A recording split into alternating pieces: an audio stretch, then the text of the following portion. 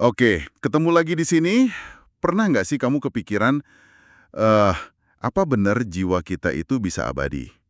Kedengarannya mungkin agak, wah, ya. Iya, konsep yang dalam banget ya. Tapi hari ini kita bakal ngobrolin agak dalam nih. Soal kenapa ide kalau jiwa kita bisa abadi itu sebenarnya, bisa dibilang masuk akal. Kita bakal pakai bab 7 dari buku The Immortal Mind sebagai panduan utama kita, gitu. Oke, menarik. Buku itu memang ngupas tuntas ya? Jadi misi kita kali ini adalah ngulik argumen logis sama bukti-buktinya yang disajiin di bab itu. Ini bukan kayak doktrin loh ya, yang harus ditelan mentah-mentah. Bukan. Lebih ke ajakan berpikir bareng. Betul, lebih ke ngajak mikir. Apakah ini sebuah kesimpulan yang bisa kita nalar bareng? Yuk kita coba buka pikiran bareng-bareng, nyelami pertanyaan besar ini. Ada apa sih setelah kita nggak ada secara fisik? Ya, dan penting dicatat nih, bab ini tuh muncul setelah di bab-bab sebelumnya, buku ini ngebahas fenomena-fenomena keren soal hubungan pikiran sama otak. Kayak, Oh, yang kasus split brain itu ya? Sama studi koma. nah itu dia, yang lumayan menggoyang pandangan materialis kalau pikiran itu cuma hasil kerja otak doang kan. Nah, bab 7 ini kayak nyoba nyambungin titik-titik antara temuan sains otak tadi sama penalaran filsafat soal apa sih sebenarnya jiwa manusia itu. Jembatannya gitulah. Oke. Biar lebih kebayang kita mulai dari cerita yang, wah, ini lumayan bikin nyesek, tapi juga bikin mikir banget. Dari Dr. Egnor, salah satu penulisnya. Oh, cerita soal pasiennya itu ya, Jenny? Iya, betul. Beliau cerita waktu datang ke pemakaman pasiennya, Jenny, anak perempuan umur 10 tahun. Jenny ini lahir dengan disabilitas mental berat, terus ada penumpukan cairan di otak yang bikin dia harus operasi puluhan kali selama hidupnya yang singkat. Ya ampun, berat sekali pasti ya. Banget. Nah, pas pemakaman, yang bikin kaget tuh ruangannya penuh banget. Ada staf rumah sakit, perawat, admin, teknisi, terus tetangga, teman-teman keluarga, banyak banget. Wah, Ini nunjukin banget kalau hidup Jenny yang penuh tantangan itu ternyata nyentuh banyak orang kan? betul sekali. Dan ada poin penting banget nih dari khutbah pendeta di sana yang diceritain di buku itu. Gimana tuh? Pendeta itu nggak bilang penderitaan Jenny sia-sia atau ya udah selesai gitu aja. Malah sebaliknya, dia bilang penderitaan Jenny itu bisa jadi bawa semacam penebusan buat orang sekitarnya. Hidupnya bawa banyak kebaikan. Oh, jadi bukan akhir ya? Iya, kayak ngasih sinyal kalau ini tuh bukan akhir segalanya, tapi ada kelanjutannya. Pendeta itu sampai bilang, lihat deh jumlah orang yang datang, mungkin lebih banyak dari pelayat siapapun di ruangan itu nanti. Itu bukti nyata kebaikan dari hidup Jenny. Itu dia. Dan momen ini yang bikin Dokter Egnor mikir keras. Jangan-jangan jiwa Jenny yang selama ini terjebak di badan yang sakit banget itu, sekarang udah bebas, sehat, utuh. Sebuah pertanyaan yang fundamental ya. Apakah jiwa abadi itu bukan cuma harapan, tapi sebuah kemungkinan yang logis? Nah, pertanyaan ini yang dorong dia buat nyelidikin lebih jauh logika dan bukti soal keabadian jiwa ini. Ngomong-ngomong soal kehidupan setelah mati, ide ini tuh udah tua banget ya ternyata, bukan barang baru sama sekali. Oh iya? Sejak kapan emang? Buku ini ngasih lihat bukti arkeologi yang keren banget. Contohnya, ada pemakaman kuno di Israel umurnya sekitar 100.000 tahun. Wow, 100.000 tahun! Ya, di sana ketemu kerangka manusia barang-barang kayak cangkang, terus oker merah, itu semacam pewarna tanah gitu. Bahkan ada tengkorak sama tanduk rusa juga. Ditaruh bareng gitu. Terus ada lagi. Ada lagi di Kenya, ini juga tua banget. Pemakaman anak kecil umur sekitar 7-8 ribu tahun. Yang unik, posisi di kuburnya meringkuk kayak janin di kandungan. Terus maksudnya apa nih temuan-temuan ini? Cuma kebetulan aja atau ada artinya? Nah, itu dia. Para arkeolog ngebacanya sebagai petunjuk kalau jangan-jangan dari zaman dulu banget manusia udah percaya sama semacam kelahiran kembali atau kelanjutan hidup setelah badan fisiknya mati. Oh, jadi bukan sekedar dikubur aja ya? Ada semacam ritual atau makna di baliknya. Kemungkinan besar begitu. Jadi ide jiwa yang nggak ikut mati bareng badan itu udah ada lama banget. Mungkin setua manusia itu sendiri. Yang menarik kan, gimana kepercayaan yang kayaknya ada di mana-mana dan dari dulu ini. Kontras banget ya sama pandangan modern? Iya, kontras banget sama pandangan materialis yang dominan di sains otak modern yang sering bilang pikiran ya cuma produk otak. Mati otaknya, ya hilang pikirannya. Selesai. Oke. Nah, biar nggak salah kaprah, Coba kita kupas sedikit soal konsep jiwa ini sendiri. Seperti yang dijelasin di buku ini. Kayaknya nggak sesimpel itu ya. Betul, nggak sesimpel itu. Ada dua jenis jiwa nih yang perlu dibedain menurut argumen di buku ini. Pertama, ada yang disebut jiwa yang fana atau mortal. Mortal. Maksudnya gimana tuh? Ini nunjuk ke proses-proses fisik yang bikin makhluk hidup, ya, hidup. Contoh gampangnya, jiwanya burung gereja, itu ya yang bikin dia bisa terbang, napas, cari makan. Itu kan proses biologis ya. Oke, jadi kayak nyawa gitu ya. Prinsip kehidupan fisik. Betul. Pas burungnya mati, proses ini berhenti. Jiwa fananya jilang, badannya terurai. Ini sisi kehidupan yang nempel banget sama fisik. Oke, itu buat makhluk lain. Terus, kalau jiwa manusia gimana bedanya? Nah, kalau jiwa manusia, argumennya adalah kita punya dua sisi. Sisi fana, fisik, yang sama kayak makhluk lain itu, yang bisa rusak dan mati itu ya. Iya, Dan kita juga punya sisi yang abadi atau immortal. Sisi immortal ini yang nyangkut sama akal budi atau spiritualitas kita. Kemampuan kita mikir abstrak, bikin pilihan moral gitu. jadi pas badan manusia mati, gimana nasib dua sisi ini? Sisi fisiknya yang fana memang hancur, sama kayak burung tadi. Tapi argumennya, sisi immortal ini yang berhubungan sama kemampuan kita mikirin konsep abstrak kayak keadilan, kebenaran, cinta, atau bikin pilihan etis itu sifatnya non-fisik. Non-fisik, jadi bukan barang. Tepat. Karena bukan barang fisik yang nggak bisa dibongkar atau dihancurin kayak mesin atau badan. Dia nggak terdiri dari bagian-bagian yang bisa dipisah. Jadi, dia tetap ada, nggak ikut hancur. Menarik, di buku ini juga ada analogi keren dari filsuf Peter Kreeft soal lilin kan? Itu gimana tuh? Oh iya, analogi lilin itu bagus banget. Jadi pas lilinnya mati, apinya itu kan nggak langsung hilang, jadi nggak ada sama sekali. Energinya, cahaya dan panasnya itu terus bergerak ke angkasa, menyebar. Walaupun bentuk apinya udah nggak kelihatan lagi ya? Betul. Walau kita udah nggak lihat bentuk apinya, ini kayak analogi buat jiwa. Mungkin pas badan mati, jiwa nggak lenyap begitu saja, tapi berubah bentuk atau lanjut ada dalam wujud non-materi. Wah, ini kayak hukum kekekalan energi di fisika ya. Jangan-jangan ada kekekalan juga di dunia non-materi. Bisa jadi, paralelnya begitu. Analogi yang pas banget buat ngebantu bayangin. Ini sekaligus kayak ngejawab pertanyaan yang sering muncul. Terus jiwa perginya kemana setelah mati? Lokasinya di mana? Iya juga ya, sering banget ditanyain itu. Pertanyaan ini sebenarnya agak salah alamat menurut argumen ini. Kita kan nggak bisa nemuin lokasi fisik jiwa sebelum mati juga. Nggak ada alamat jiwa di otak atau di jantung kan? Nggak ada sih. Kita cuma tahu dia ada dari efeknya ya. Betul. Kita tahu jiwa ada ya dari ngelihat kelakuan orang, dari pengalaman kita sendiri. Jiwa itu nggak makan tempat kayak organ. Dia ada di mana dia bekerja, yaitu lewat badan. Jadi nuntut alamat fisik setelah mati itu kayaknya salah konsep ya. Masuk akal juga sih. Terus, Kreeft juga punya ide unik, katanya badan kita ini mungkin malah kayak penghalang atau pembatas buat jiwa. Pernah dengar soal terminal lucidity nggak? Oh, itu fenomena yang luar biasa ya. Iya kan? Aneh banget loh. Pasien demensia parah, otaknya udah rusak berat, tiba-tiba bisa ngomong jelas dan nyambung sesaat sebelum meninggal. Kayak bangkit sesaat gitu ya kesadarannya. Persis, seolah-olah pas ikatan sama otak yang rusak mulai lepas, jiwanya bisa nongol lebih bebas sebentar sebelum benar-benar pergi. Ide Kreeft soal badan sebagai pembatas ini bisa jadi ngejelasin itu. Ide ini nyambung banget sama argumen filsafat soal jiwa itu satu kesatuan utuh dan nggak bisa dibagi-bagi. Nah, bab 7 ini kan ngingetin lagi soal temuan-temuan sains otak dari bab sebelumnya, yang anehnya malah kayak dukung ide kesatuan pikiran ini bahkan pas otak lagi bermasalah. Nah, ini nih yang bikin penasaran.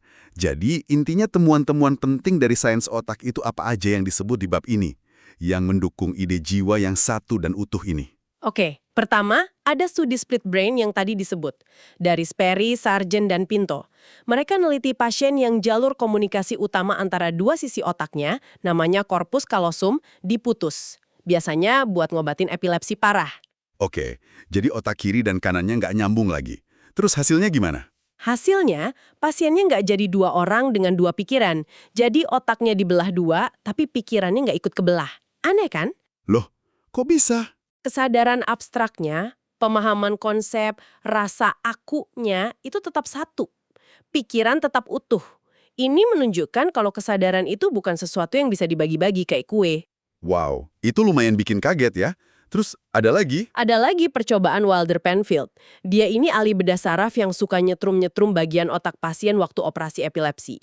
Tujuannya buat memetakan fungsi otak. Disetrum gitu otaknya, terus pasiennya ngerasain apa? Macam-macam. Dia bisa tuh bikin pasien ngerasain sesuatu di kulitnya, atau bikin tangannya gerak sendiri, atau tiba-tiba ingat memori lama, atau ngerasa emosi tertentu kayak takut atau seneng. Oke. Tapi, yang penting banget, Penfield nggak pernah bisa bikin orang mikir abstrak. Kayak mikir rumus matematika, atau konsep filosofis kayak keadilan, atau milih sesuatu atas kemauan sendiri. Kehendak bebas. Cuma pakai instrumen listrik.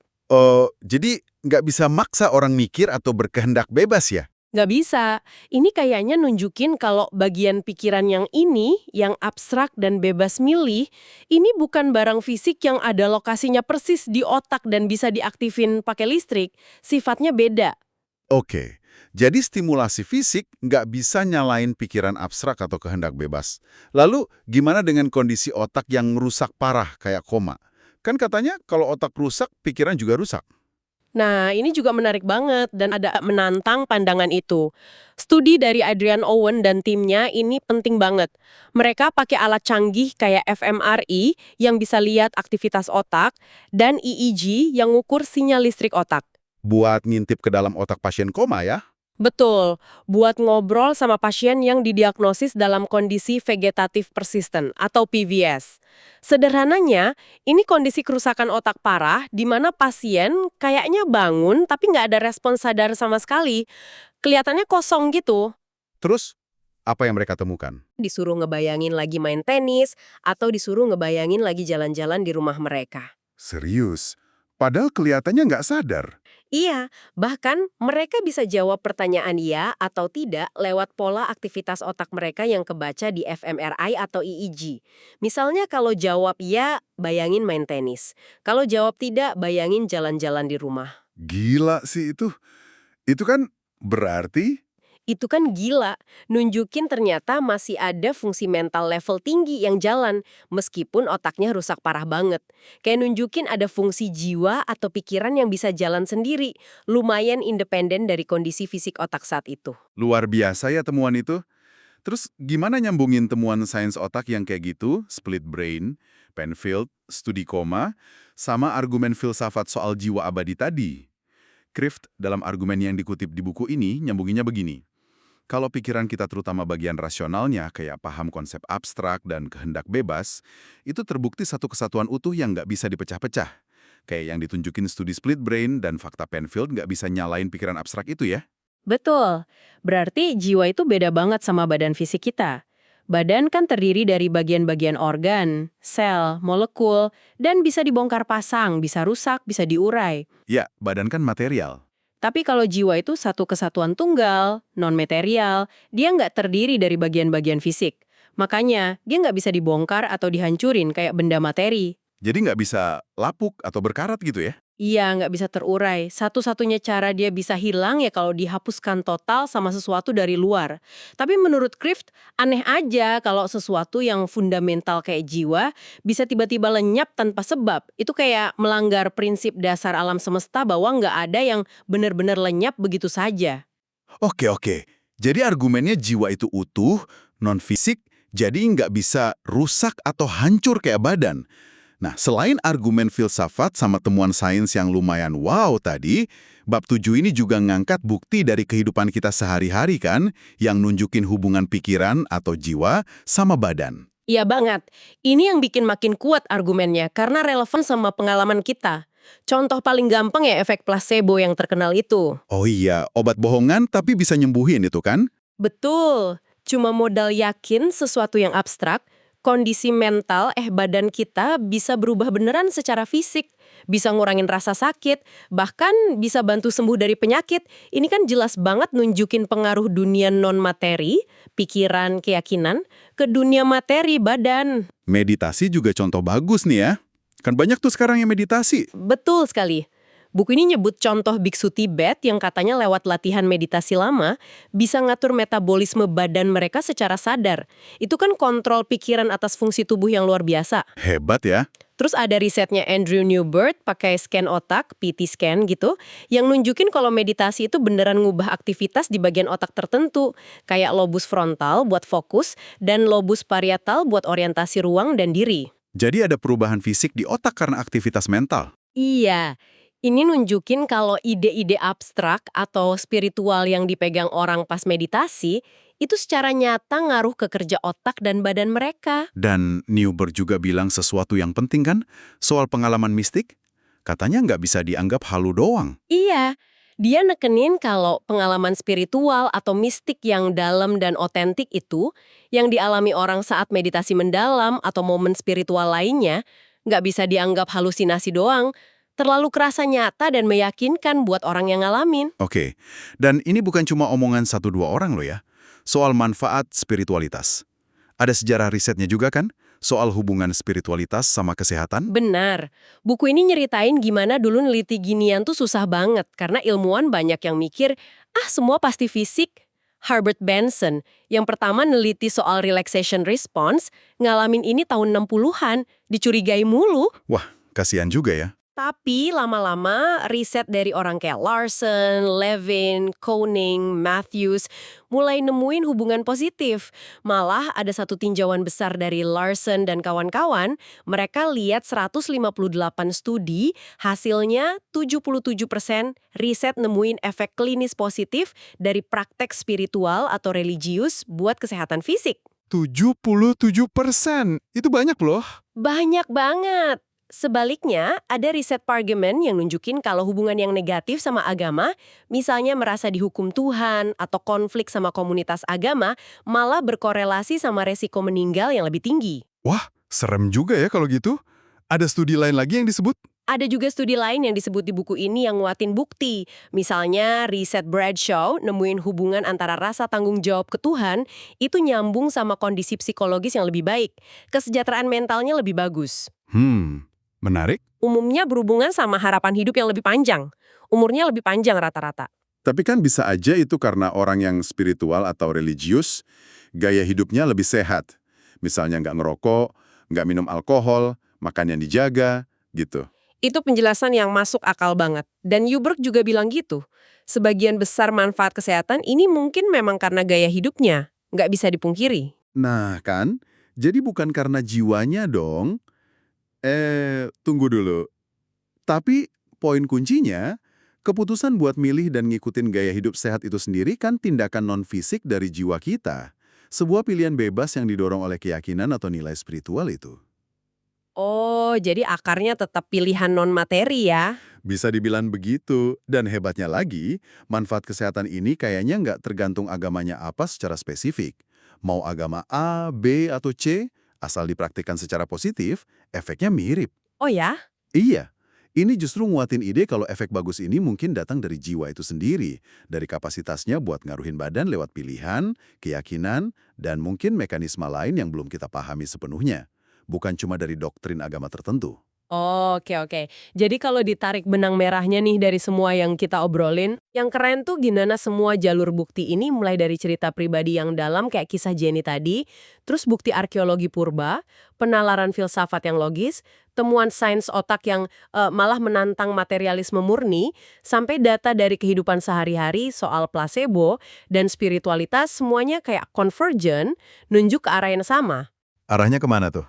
Nunjuk ke arah bahwa pandangan kalau semua cuma materi otak itu mungkin, belum cukup lengkap buat ngejelasin seluruh pengalaman kita sebagai manusia. Termasuk kemungkinan kalau kesadaran atau jiwa kita bisa lanjut ada setelah kematian fisik. Oke, jadi kesimpulannya dari obrolan kita soal bab 7 ini, gimana nih? Bisa dibilang ide jiwa abadi ini disajiin bukan kayak dogma yang harus dipercaya gitu aja ya? Bukan dogma. Tapi sebagai sesuatu yang logis untuk dipertimbangkan, punya dasar argumen yang kuat gitu. Tepat. Dasarnya dari argumen filsafat jiwa itu utuh, nggak bisa dibagi. Sifat pikiran abstrak itu non-materi yang terus dikuatin sama banyak bukti pendukung yang relevan. Mulai dari kepercayaan kuno soal hidup setelah mati. Iya, terus temuan sains otak soal pikiran yang tetap utuh meski otaknya dibelah atau rusak parah. Studi pasien koma yang nunjukin kesadaran tersembunyi itu juga ya. Betul, sampai hal sehari-hari kayak efek placebo dan efek nyata meditasi serta spiritualitas buat kesehatan. Ingat ya, ini kita lagi ngulik argumennya, bukan bilang ini pasti 100% benar loh ya. Nggak ada klaim kepastian absolut di sini. Tentu saja, tapi ini jelas bikin kita mikir ulang soal ide, pikiran cuma hasil kerja otak dan selesai pas otak mati. Mungkin nggak sesederhana itu. Iya, setidaknya argumen alternatifnya ini punya dasar yang cukup kuat buat direnungkan. Nah, ini jadi bahan pengumet kamu yang dengerin. Kalau argumen-argumen soal kemungkinan jiwa abadi ini ada benernya, punya dasar yang kuat kayak yang disajiin di buku ini, coba deh pikirin sebentar. Mikirin apa nih? Gimana kemungkinan kita lanjut setelah mati ini seharusnya ngubah cara kamu lihat makna penderitaan? Baik yang kamu alami sendiri atau yang orang lain alami, kayak cerita Jenny tadi. Apakah penderitaan jadi punya makna lain? Wah, dalam itu. Terus, gimana pengaruhnya ke nilai dari setiap pilihan moral yang kamu buat sehari-hari? Apakah jadi lebih penting atau sama aja? Dan pada akhirnya, apa artinya ini buat tujuan hidup kamu secara keseluruhan? Kalau memang ada kelanjutan, tujuan hidup di dunia ini jadi gimana? Wah, pertanyaan berat tapi penting banget nih buat direnungin sendiri ya. Makasih banyak udah nemenin kita ngobrolin topik yang dalam banget ini. Sama-sama, selalu menarik membahas ini. Semoga ada sudut pandang baru yang didapat ya dari pembahasan bab 7, The Immortal Mind ini. Jangan lupa terus merenungkan pertanyaan-pertanyaan tadi. Sampai ketemu lagi di pembahasan selanjutnya.